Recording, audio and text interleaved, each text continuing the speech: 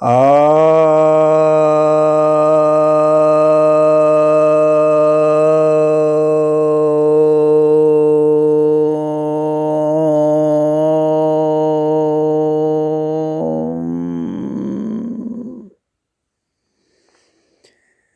सभी भक्तजनों को सप्रेम नमन। भक्तों, आज मैं आपको ज्ञान की, योग की 7 भूमिकाओं के विषय में बतलाने जा रहा हूँ। यानी योग की 7 भूमिकाएं होती हैं, ज्ञान की 7 भूमिकाएं होती हैं। ये 7 भूमिकाएं हैं शुभेच्छा, विचारणा, तनुमानसा, सत्वापति, असंशक्तिका, पदार्थ भाविनी, तुर्यगा। तो इनमें से जो पहला है शुभेच्छा। शुभेच्छा का अर्थ होता है हमारी इच्छा अब शुभ हो गई। कौन सी इच्छा? वैसे तो हमारी बहुत सारी इच्छाएं होती हैं, परंतु वही इच्छा शुभ मानी जाती है जो इच्छा आध्यात्मिक हो। यानी जब हमें आध्यात्मिक पथ की ओर चलने की इच्छा जाग गई, सत्शास्त्र, सत्संगत और साधु संत के प्रति सद्भावना जागने लगी,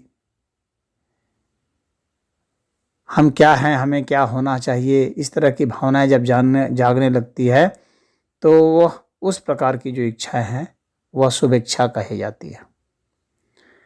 इसके बाद दूसरी जो भूमिका इसकी है वह है विचारणा।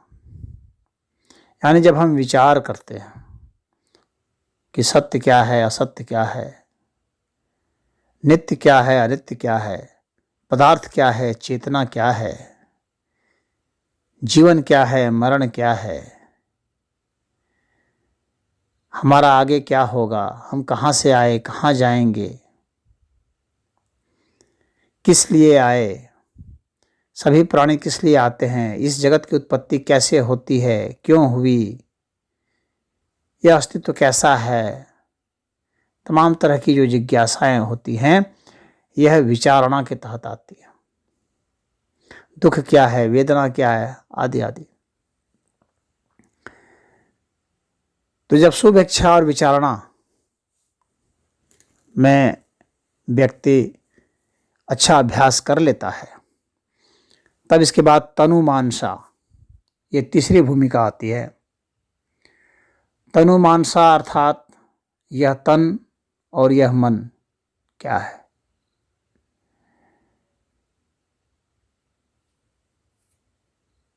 यह शरीर कैसे बना, यह शरीर क्या है,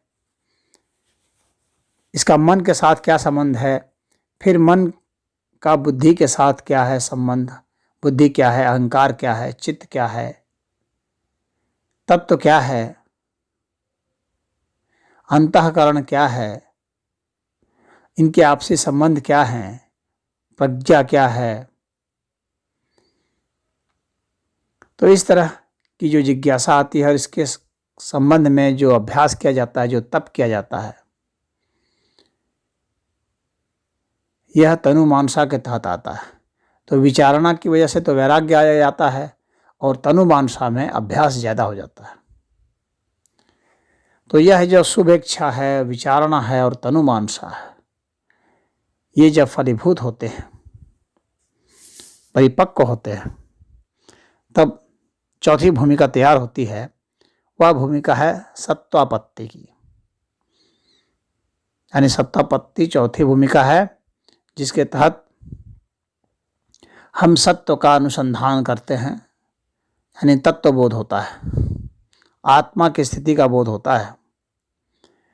तो ये पीछे की जो तीनों भूमिकाएं हैं, शुभेच्छा, विचारणा और तनुमानसा, ये जब अच्छी प्रकार से इनका जब अभ्यास कर लिया जाता है और जब समझदारी विकसित हो जाती है और एकाग्रता बहुत अच्छी हो जाती है, तब सत्वापत्ति की अवस्था हमें प्राप्त होती है। तत्व ज्ञान हमें उपलब्ध होता है। और ऐसा जब हो जाता है तब ज्ञान की, योग की 5वीं भूमिका सामने आती है, वह है असंशक्ति। तो इन चारों भूमिकाओं का जो फल है वह विभूति माना जाता है। विभूति, शुद्ध विभूति यानी शुद्ध ऐश्वर्य, जिसमें कि हमें चेतना का भान हो जाता है, आत्मा की स्थिति का बोध हो जाता है, और बोध हो जाने के बावजूद भी हम इसमें असंशक्त यानी निर्लिप्त रहते हैं। तो यह जो अवस्था होती है यह जीवन मुक्त अवस्था कहलाती है, जिसमें कि हम जो भी विभूति पाते हैं, हमारे में जो भी विभूतियाँ प्रकट होती हैं, तमाम तरह की विभूतियाँ प्रकट होती हैं। आदमी को अपने पिछले जन्मों का भी पता चल जाता है, आत्मा का, मन, चित्त, इन सब के साथ क्या संबंध है, इन सब का पता चल जाता है। पीछे के जितने संस्कार हैं इन सब का पता चल जाता है। दुख, दर्द, वेदना, इन सब का पता चल जाता है। धारणा, ध्यान, समाधि का बोध हो जाता है, और उसके बावजूद भी व्यक्ति उनसे निर्लिप्त रहता है। तो यह जो है जीवन मुक्त अवस्था कहलाती है।